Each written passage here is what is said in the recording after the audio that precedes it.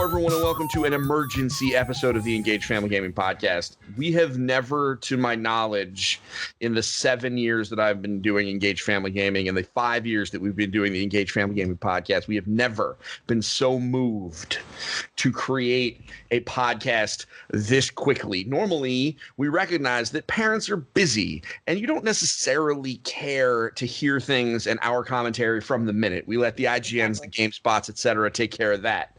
However, but today is different, and I think that really comes down to today was Pokemon 25th anniversary.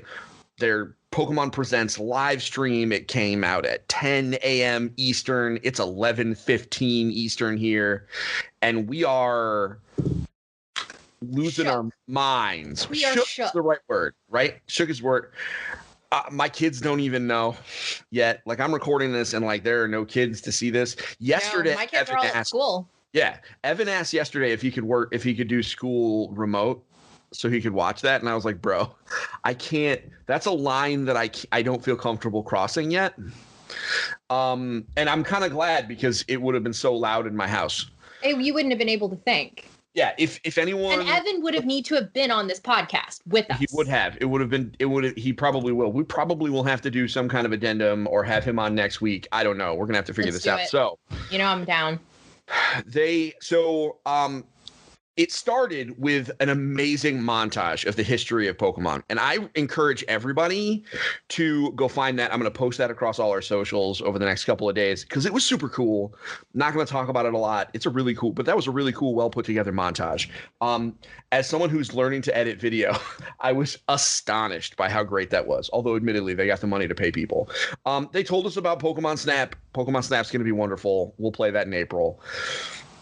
Two major announcements. Big deals for everybody. We'll get the chill one out of the way. We finally got the rumored worst kept secret in video games, Diamond and Pearl remakes for Pokemon. Yeah. And they look good. They look really good. They're very much so in line with everything that we saw with Pokemon Sword and Shield. I don't know if it's going to have the same open world quality, but the art style is very similar. What it looks like is they took that art style and like just tipped the camera up. Yeah. Because it looks like it made it chibi. It's chibi version. It's bright colors, and it takes what was a relatively kind of dull DS game and adds that color, that modern color, and it's a faithful reimagining of the original, the Sinnoh region and the Diamond and Pearl game. So absolutely. This is going to be what I really like about this is there are a lot of, and this could be the same for just about anything, but there are a lot of kids who missed those games that are, in prime Pokemon age where they missed those games. And this will be a great opportunity for them to play it. I'm thinking about my daughter who, I own a copy of Pokemon Pearl. I think I bought it from someone I used to work with. They put it up on a tag sale site in the office for $10, and I was like, $10 for a Pokemon game?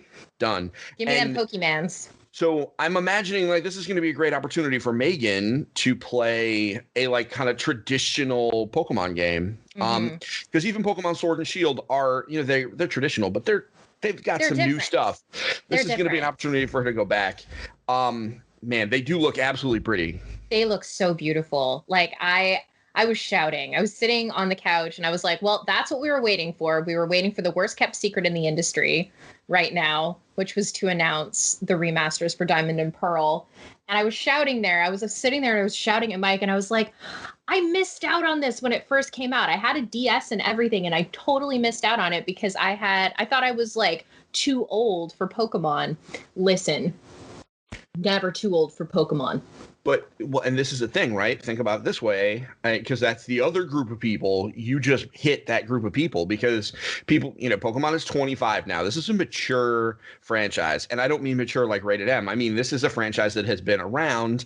And one of the problems Game Freak has is the idea that there are little kids playing alongside adults who have played it since they were little kids. And everybody that this game, if Pokemon came out when you were a child or an adolescent, right? when it came out for me, I was a little older, but like I also, I'm still basically 13, so like it's cool for me. But like there's a lot of people that if this came out for you, in Red and Green and all that were out when you were a kid, then Diamond and Pearl, I think Diamond and Pearl XY, Black White, like those DS and those games, a lot of people missed one or both of them for the exact reason you mentioned, Amanda, which is why I think it is so cool that they decided to take these and bring them forward, because I think you can't be alone in that there are a number of people that might leave it alone, and that's fine. But I can't imagine that you are alone, that there are a ton of people that are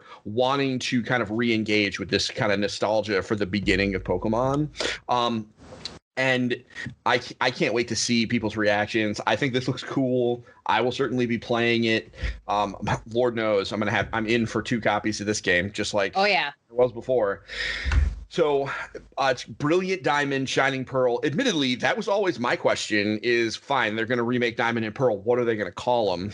I believe Evan said Shining Pearl was something he had heard, but I think there's only so many appropriate adjectives. So it's true. You roll it into a thesaurus. There's only so many you can choose. I'm all in on this. So this is coming late 2021. So we're going to see this holiday season. We're going to see this holiday season. Just like we saw Sword and Shield holiday season. This is what the Pokemon Company does. So this is probably going to I can predict now, like I can just start our holiday gift guide and put Brilliant Diamond, Shining Pearl right at the top of it. And really I'm just waiting for graphics and Amazon links. That's it. That's all we got. Yes. So this is going to be on so many Christmas lists this year. And it's already available for pre-order. Yeah, so, it's nuts.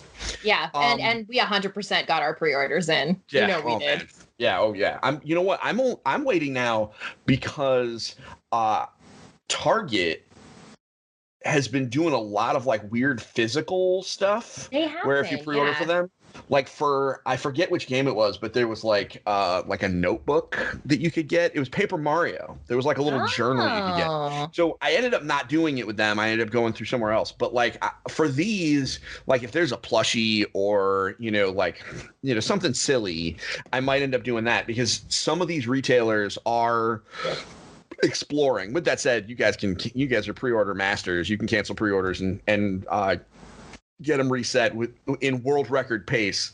We can. Yeah, I mean, Mike definitely has the speed run record for pre-ordering stuff. So that's Pokemon Brilliant Diamond, Shining Pearl. We will obviously be talking more about these as the games get closer. With other remakes, they have always done quality of life improvements. They did it with Omega Ruby and Alpha Sapphire. I would imagine they would do the same thing here. So we'll talk more about those. Let's get to the real banana pants announcement, because frankly, I thought that was it. I was like, cool, Diamond and Pearl remakes, don't even need to do anything crazy. I'm not going to go nuts. And then they went and dropped Pokemon Legends Arceus on us. Amanda, did. Tell me about Pokemon Legends Arceus. Okay. Am I pronouncing that correct? I think Arceus? I think it's Arceus. They keep saying Arceus. I don't know. I think it's Arceus. That's what it sounds like in my head. So I'm just going to say it like that until otherwise corrected. If you hate us for saying it wrong, I apologize, but we're going to go with it. We're just going to go with it. It's in our hearts. This is how we want to pronounce it. And this is like, shared regional dialect now, apparently. Oh my goodness. I'm going to see a shared regional dialect. We're getting real nerdy in here. I'm going to look it up on Bulbapedia to see if they have a pronunciation guide. You carry on. All right. Sounds good. So I'm really excited about this game because it is about ancient Pokemon.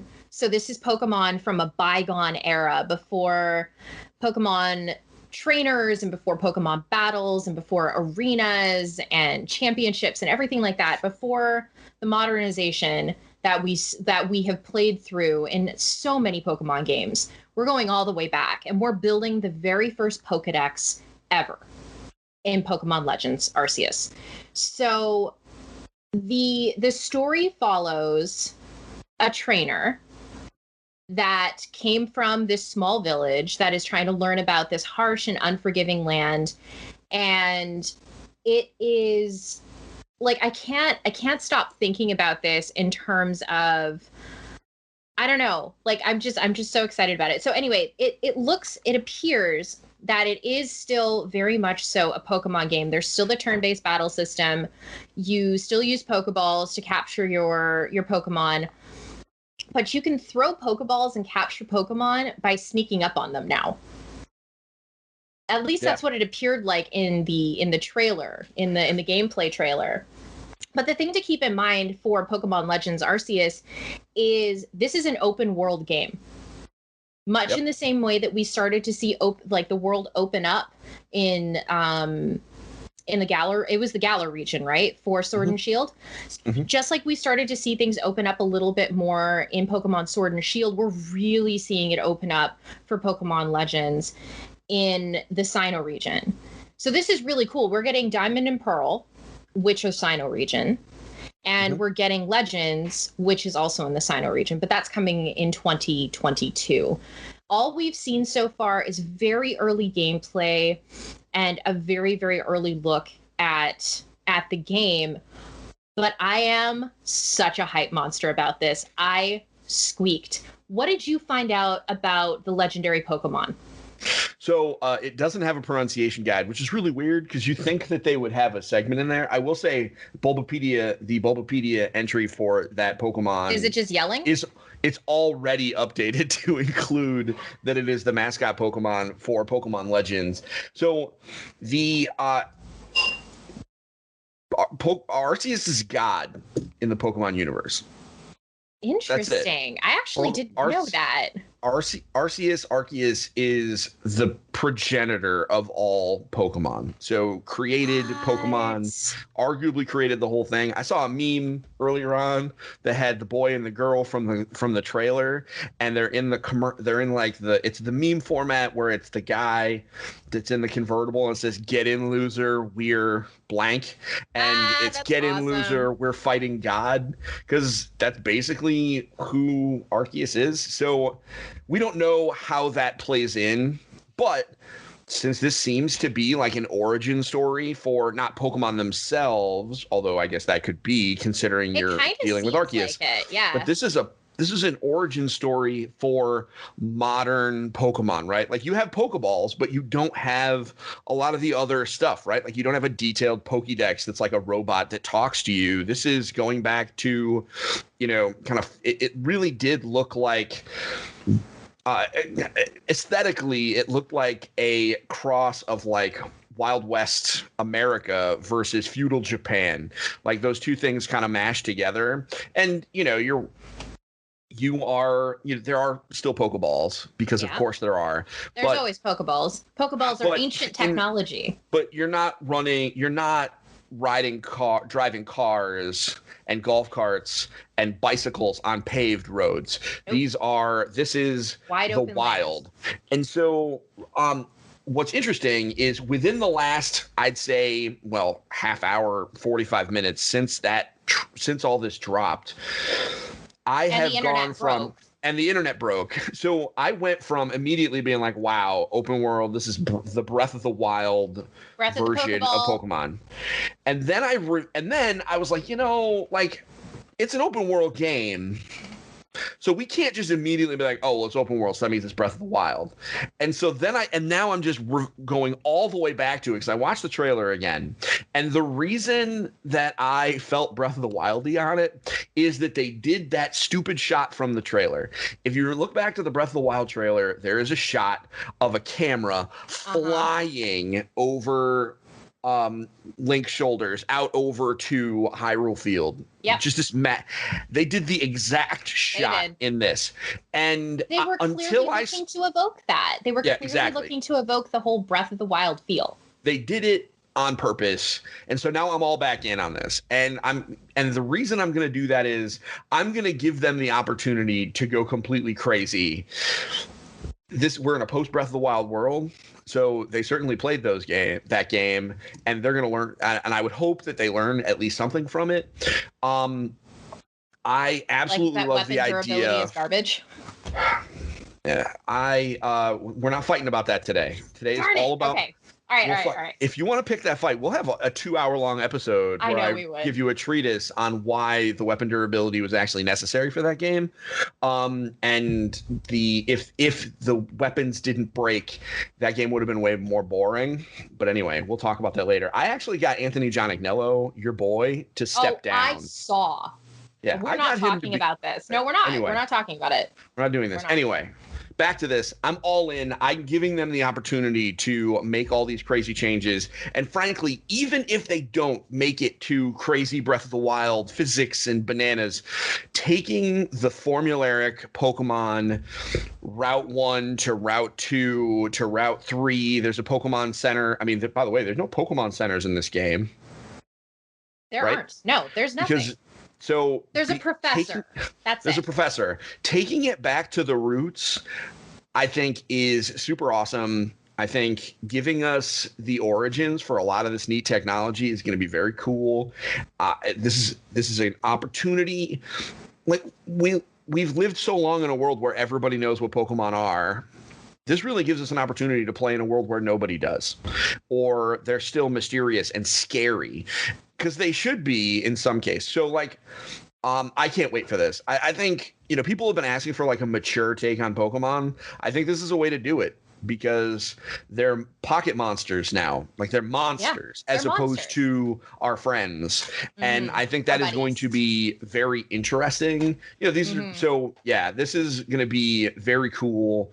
The art style looks awesome. I mean, it looked like it was chugging, but I'll give them a break. Game's coming out in a year. Game's coming out in a year. It's an alpha version of the game, pre-alpha version more than likely, because they're still doing a ton of work. So yeah, like I said, it looked like it was chugging, but I'm going to give them a million breaks because the game's coming out in a year. It never occurred to me. Tell me if it never occurred to me to go back in time. Like, this just never thought that it was even a good idea for Pokemon. Like, if you would ask me about a spin-off Pokemon game, the idea of doing like ancient Pokemon never would have crossed my mind. Yeah, it seriously wouldn't have crossed my mind either. But it's such a fascinating way to completely reset the perspective in the Pokemon universe. It's to go all the way back, just like you said, take it back to its roots, pare it back to almost nothing, and let the world speak for itself.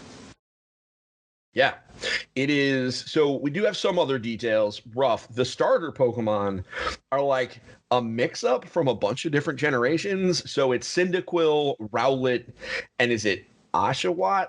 It's the Oshawott, otter. Yeah. Oshawott. Yeah, so they are from very different, they're all from different games. It's a mixed-up thing, which is super cool. I love that, though. Before.